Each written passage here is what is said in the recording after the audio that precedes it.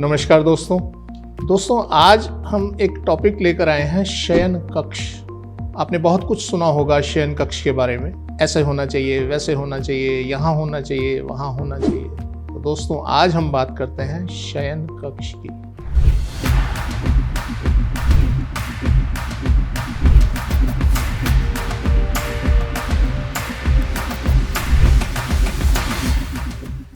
शयन कक्ष का इतना महत्व क्यों है वास्तुशास्त्र में? इसलिए कि जब हम सोते हैं तो हम रिचार्ज होते हैं। हमारा शरीर अणुओं का गुच्छा है, हमारा पूरा शरीर अणुओं से बना हुआ है और जब हम सोते हैं तो वह अणु रिपेयर होते हैं, रिप्लेस होते हैं और जहां हम सोते हैं वहीं की ऊर्जा से हम रिचार्ज होते हैं। हम वैसा ही एक्ट सुबह उठकर करते हैं जैसे कि जिस जगह पे हम सोए थे उस जगह की चार्जिंग हमें मिली। अब सब अवस्थाओं की अलग अलग जगहों का निर्धारण किया गया है। सोने की सब जगहों का दशाओं के अनुसार या अवस्थाओं के अनुसार निर्धारण किया गया है। जब हम बात करते हैं जन्म की, आपने एक गाना सुना होगा कि पहला घंटा बचपन, दूसरा जवानी और तीसरा बुढ़ापा और इसके बाद मृत्यु खत्म। तो दोस्तों यहाँ हम बात करते हैं जन्म से। जब बच्चे का जन्म हो तो उसकी माता को उत्तर दिशा, जहां से हमारे जीवन की प्रक्रिया शुरू होती है, उस जगह पे उसको रूम दे देना चाहिए और जब बच्चा थोड़ा सा बड़ा हो जाए तो माता को उस बच्चे को अपने से अलग कर देना चाहिए। बेशक माता उसी कमरे में है तो भी बच्चे को अपने से नॉर्थ में कर देना चाहिए।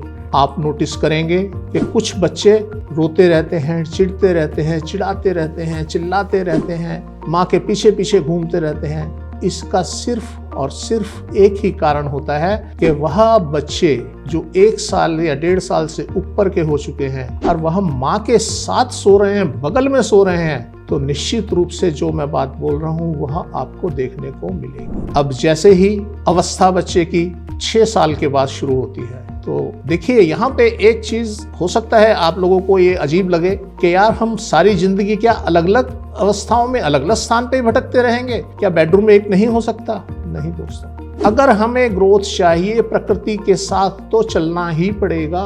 जब बच्चा बड़ा हो जाता है, 6 साल से ऊपर का हो जाता है, उसको नॉर्थ ईस्ट में ले आना चाहिए जो बृहस्पति से रिलेटेड जोन है। अब माँ बच्चा जब वहाँ आ जाते हैं तो आप नोटिस करेंगे बच्चे में ज्ञान का प्रसार होने लगेगा और बच्चा पढ़ाई की तरफ जाएगा, ज्ञान की तरफ जाएगा, ज्ञान अर्जित करेगा। यहाँ 2 चीजें सामने आती हैं कि क्या बच्चा भाग्यहीन होते हुए भी ऐसा होगा या बच्चे का अपना भाग्य कोई मैटर नहीं करता? यस करता है ना। यह अवस्था तो ऐसी अवस्था है, अगर उसके जीवन में, उसके भाग्य में 10 रुपए लिखे हैं तो डेफिनेटली वास्तु का प्रयोग कर वह 20, 25 कुछ भी अर्जित कर सकता है। तो एक शब्द है, आपको मिल जाएगा हमारी वेबसाइट पे लिखा हुआ, बियॉन्ड डेस्टिनी। आपका जो भाग्य है उससे ऊपर मिलता है। एक टाइम पर करोड़ों बच्चे पैदा होते हैं, एक महाभाग्यवान और एक दरिद्र क्यों रह जाता है? वही कुंडली उसकी है, वही कुंडली उसकी है। उसने प्रयास किया अपने भाग्य से ऊपर पाने का और उसने पाया और उसने प्रयास नहीं किया। जीवन से मृत्यु तक हमें करना क्या है? सिर्फ और सिर्फ प्रयास करना है। तो इस तरह दोस्तों, अब बच्चा आ गया नॉर्थ ईस्ट में। उसके बाद जैसे ही बच्चा 12-13 साल का हो, अब आप ये भी कल्पना कर सकते हैं हम बच्चे का बिस्तर चेंज करते रहें। जैसे ही बच्चा 10 साल से ऊपर हो, उसे ईस्ट के अंदर आप सुलाना शुरू कर दें। उसका पलंग, उसका बेड, उसका बिस्तर आप पूर्व दिशा के अंदर लगाना शुरू कर दें और माँ और बाप साउथ में। और जैसे ही बच्चा 15 साल का हो, अपने से अलग कर दें, अपने साथ ना सुलाएं बिल्कुल भी। वैसे तो पिता के साथ से तो शुरू से ही बच्चे को अलग रहना चाहिए। पिता को कहीं भी मकान के दक्षिण में सोना चाहिए और बच्चे को और माँ को अलग सोना चाहिए। अभी हम इस स्टोरी पे भी आगे आएंगे। तो ये तो हुई बचपन की बात कि जब बच्चा जो है 10 से 15 साल का हो जाए तो उसे पूर्व दिशा के अंदर उसका पलंग लगा दे, चाहे वह कमरा नॉर्थ में है, चाहे वह कमरा ईस्ट में है। अब बच्चा 15 साल से बड़ा होता है तो उसका साउथ ईस्ट, ये चक्र है घड़ी की तरह, तो उसका पलंग साउथ ईस्ट यानी दक्षिण पूर्व दिशा के अंदर लग जाना चाहिए। वहां उसे और ग्रोथ मिलेगी, वह फल और पकेगा। अब बच्चा तब तक वहां रहना चाहिए या उस कमरे में, साउथ ईस्ट के कमरे में तब तक रहना चाहिए जब तक उसका विवाह ना हो जाए। विवाह के बाद भी बच्चा कुछ साल वहीं रहना चाहिए। आपने अक्सर सुना होगा, शादी हुई और 1 महीने बाद जो लड़की थी वो घर छोड़ के चली गई, कुछ टाइम बाद उनका तलाक हो गया। दोस्तों, बड़ी विडंबना है इस बात की। हम दोष दे देते हैं लड़कियों को कि लड़की का स्वभाव खराब था, चरित्र खराब था या कुछ भी था, पर ऐसी चीजें तो बहुत कम होती हैं जिसकी संभावनाएं लगभग 5 से 7% होती हैं। अदरवाइज आपके घर में कोई नया सदस्य आया, चाहे वो पंछी, जानवर या मानव कोई भी है, वह कुछ टाइम तो उसको वहां एडजस्ट होने में लगेगा, एक बात। और दूसरी बात यह है कि आपने उसको जोन कौन सा दे दिया। अगर ऐसी कोई स्थिति नजर आ रही है, निश्चित रूप से आप देखेंगे कि उसका कमरा, उस लड़के का कमरा साउथ में है या साउथ वेस्ट में है। अगर आपके माता पिता नॉर्दर्न साइड में, नॉर्थ ईस्ट में कहीं भी उनका बेडरूम है और आप विवाह करते हैं, तो एक चांस ये भी है कि तो भी आपके वैवाहिक जीवन के अंदर उत्पात नजर आए। तो इसलिए उनका भी ठीक होना बड़ा जरूरी है। तो इस प्रकार दोस्तों हमने बात की न्यूलीवेड की। अब वो बच्चा जवान हुआ और उसकी शादी हुई और उसको एक कमरे का, एक कक्ष में उसे ठहरा दिया गया। वह कक्ष क्या था, यह निर्भर करता है उसके वैवाहिक जीवन पर। अब यहाँ दोस्तों हम एक और व्यवस्था की तरफ जाएंगे। आपने बड़ा नोटिस किया होगा, अगर आपने किसी किले को देखा हो तो उसके अंदर आपको मिलेगा क्वींस रूम और किंग्स रूम, रानी का कमरा या राजा का कमरा। ऐसा क्यों? यह भी एक वास्तु का नियम है। राजा का कमरा जो घर का साउथ जोन है या उस कमरे का साउथ जोन है, वहां होना चाहिए, और रानी का कमरा उससे वेस्ट में या ईस्ट में या नॉर्थ में होना चाहिए। अब अगर कमरा ना हो तो एक ही रूम में कम से कम पलंग तो हम अलग अलग कर सकते हैं। जिस पलंग पर पति पत्नी इकट्ठे सोएंगे, आप ये समझ लीजिए उनमें विवाद निश्चित है। अगर वह जोन नीचे का हुआ, नॉर्दर्न जोन हुआ, तो आप छोटी छोटी बातों पे बच्चों की तरह झगड़ा करेंगे। अगर वह जोन सदर्न जोन हुआ तो आपके बड़े लंबे लंबे इश्यूज होंगे और वो किस सीमा तक चले जाएंगे कुछ नहीं कह सकते। तो इसलिए दोस्तों क्वींस रूम और किंग्स रूम अलग अलग होते हैं। यह प्रथा चली आई हमारे यहाँ गांव तक सीमित थी, जहाँ पे औरतें दूसरे कमरे में सोया करती थी, आदमी सारे दूसरे कमरे के अंदर सोया करते थे। वह प्रथा रही। और जो हमारे यहाँ संयुक्त परिवार प्रणाली जो चली आई, आपने देखा होगा कई कई पीढ़ियां उस घर में रह रही हैं और वह चलते चले जा रहे हैं। बिखरने कब शुरू हुए? जब औरतें और आदमी इकट्ठे सोने शुरू हुए। आज भी दोस्तों जो हस्बैंड एंड वाइफ इकट्ठे सोते हैं, तो आप औरत के फेस पे, औरत के चेहरे पे तनाव देखेंगे और धीरे धीरे आप देखेंगे चेहरा उनका जो है विचलित हमेशा नजर आएगा। उन्हें घर की हर बात में अपनी इंटरफेरेंस चाहिए। ऐसी स्थिति हो जाती है अगर दोनों लोग एक ही पलंग पे सो रहे हैं। तो यहाँ ये कहावत सार्थक होती है तो कि एक जंगल में 2 शेर नहीं रह सकते। तो 2 शेर हैं हस्बैंड वाइफ, इन्हें अलग अलग करो। अब बड़ी अजीब सी मैंने व्यवस्था कर दी, तो एक और इसका सलूशन है।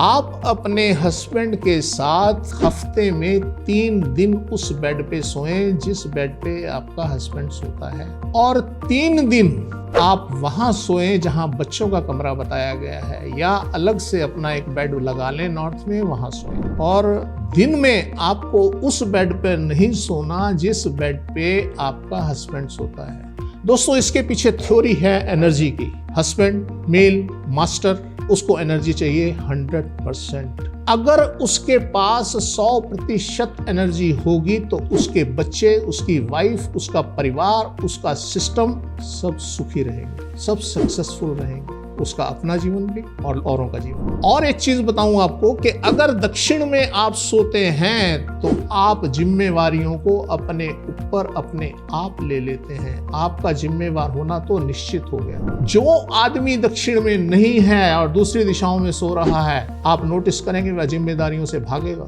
अब अगर वहां लेडीज सो रही है तो वह जिम्मेदारियां वहन करेगी, यस, वो हर चीज में टांग अड़ाएंगी और अपना जीवन, सुखद जीवन नहीं जी पाएंगी। तो दोस्तों उनको अलग करो और उनको जिंदगी जीने दो। मेरा माताओं बहनों से सबसे निवेदन है, आप अपनी खुशहाल जीवन जिए ना जी। आप क्यों पचड़ों में पड़ते हैं? आप जिंदगी जीने के लिए आए हैं, आप हंसने खेलने के लिए आए हैं, इस तरीके से घुट घुट के मरने के लिए नहीं। तो दोस्तों अभी हम बात कर रहे थे कि 100% जो एनर्जी होनी चाहिए वह मेल के पास होनी चाहिए, वह उसको ही मिलनी चाहिए 100% एनर्जी, और औरत के पास एनर्जी होनी चाहिए 70%। अब क्या होता है, जब दोनों एक ही पलंग पे सो रहे हैं तो दोनों के पास 100% है ना, और दोनों तलवार हाथ में लेके शुरू हो जाएंगे। तो दोस्तों अगर एनर्जी एक अप एक डाउन होगा ना तो जिंदगी की गाड़ी बड़ी बढ़िया चलेगी, और जहां एनर्जी एक हुई वहां तो फिर डंडे चलेंगे।